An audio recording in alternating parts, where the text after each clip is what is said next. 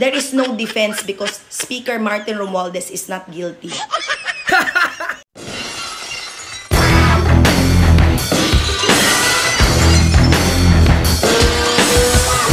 Fight the good fight, and there must be a reason that you are the kind of woman that should represent the true empowered Filipina woman. So ma'am, naa namang yung kadiri ma'am, ihatod na ka na mo sa Malacanang. So I love you ma'am, at yung laban niyo po, laban ko at laban sa mga katulad ko. Nung nagsabi si ma'am na tambalos-los, wala siyang sinabi kung sino. You all assumed it was House Speaker Martin Romualdez, hindi ho ba? Tatayo ako. Hindi ho defense yan. Facts po yan. Fact din po na nung pumutok yun, I really confronted the team of House Speaker Martin Romualdez to check saan galing to. Wala silang masagot kasi hindi naman nila alam dahil wala naman talagang away. Tatayo ako. Walang galang na, magandang binibini.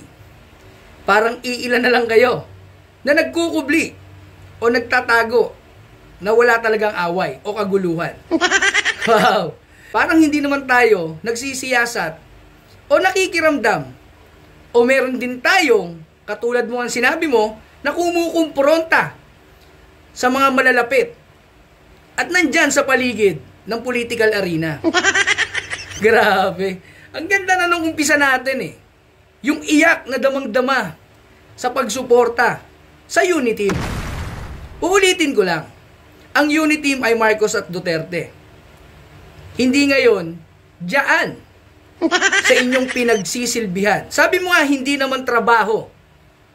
Pero lagi kang kasama sa mga lakad at pamimigay nila ng mga ayuda sa mga Pilipino. At hindi ko sinasayang masama yan.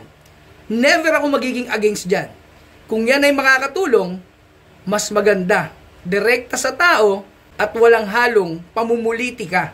Do not fault me for telling you the truth because that is what you deserve. I will also speak on the truth when I know that there are more lies being peddled by people with a lot of viewers, with a lot of following. I don't know for what reason and I will not speak in behalf of them. Hindi ko rin sila tinitira. Ang sinasabi ko lang na may mga hindi totoong sinasabi ang mga taong ito about sa tao na kinilala ko. So okay, so ang sabi mo, deserve ng mga Pilipino, lalo ng mga ordinaryong Pilipino, ang katotohanan.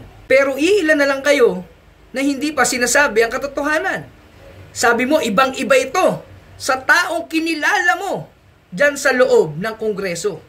Dahil nga lagi kang kasama nila sa mga pamimigay nila ng ayuda. Nakita mo ba yung mga picture na imbis na DOLE, DSWD, MR ang nakalagay?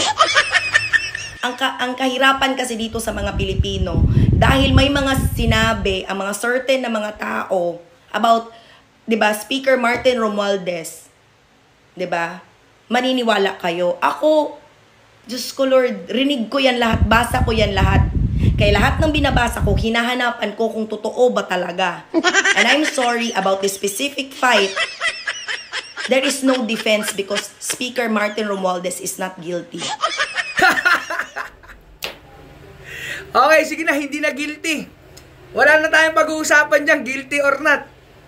Hindi rin depensa yan para sa'yo ha, hindi yan depensa. So be it. Trip mo yan, sabi nga, wala tayong siraan dito. Palitan lang tayo ng komento. Pero walang Inglesan, mahina ako dyan. So, eto na lang. So, ibig sabihin, yung mga galawan ngayon sa Kongreso, wala siyang kinalaman dyan. So, wala siyang inuutos. So, okay. Wala na, sige na. Not guilty na. So, ang nangyayari pala ngayon sa Kongreso ay trip-trip na lang ng kahit na sino. Lalo na, ang power tripping ngayon nung three-headed snake. So, walang pakialam ang House Speaker kung ano man ang mangyari dyan sa Kongreso.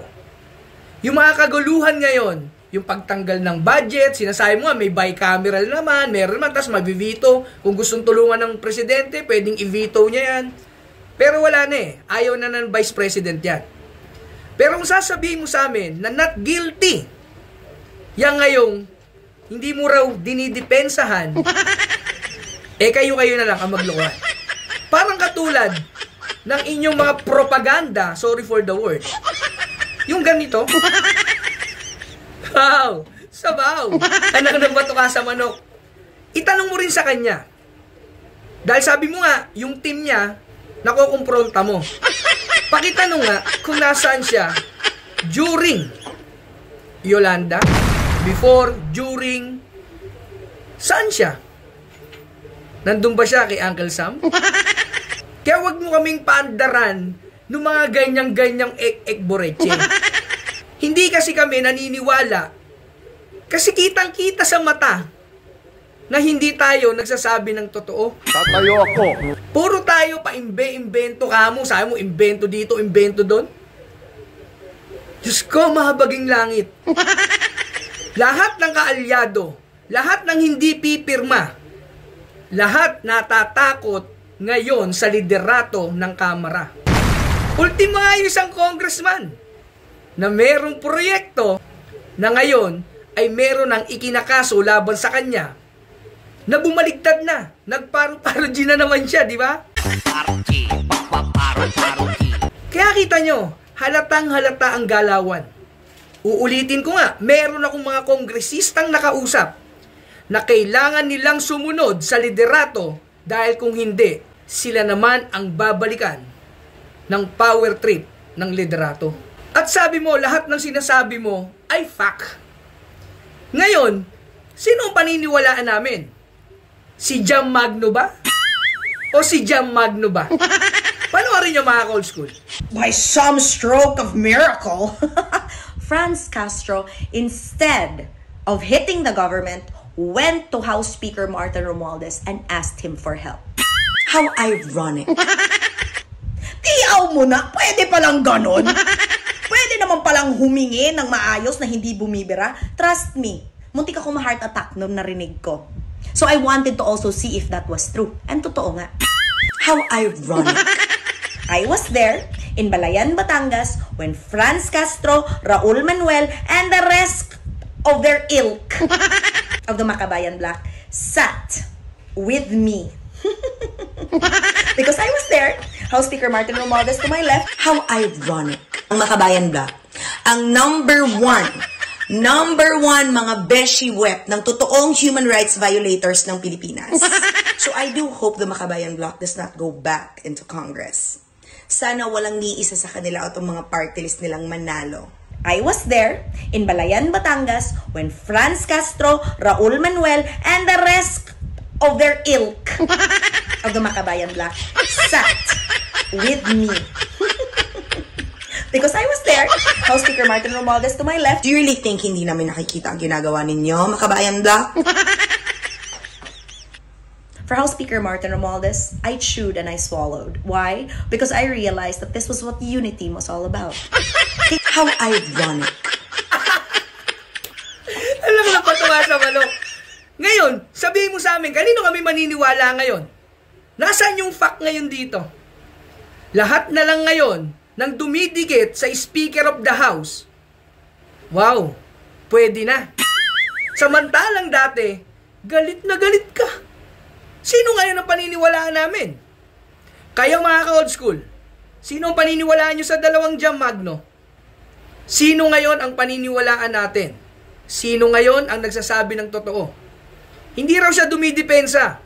Pero ngayon, lahat ng sumusunod sa speaker o sa liderato, kinakampihan niya na. Iba ka. How ironic. Ingat.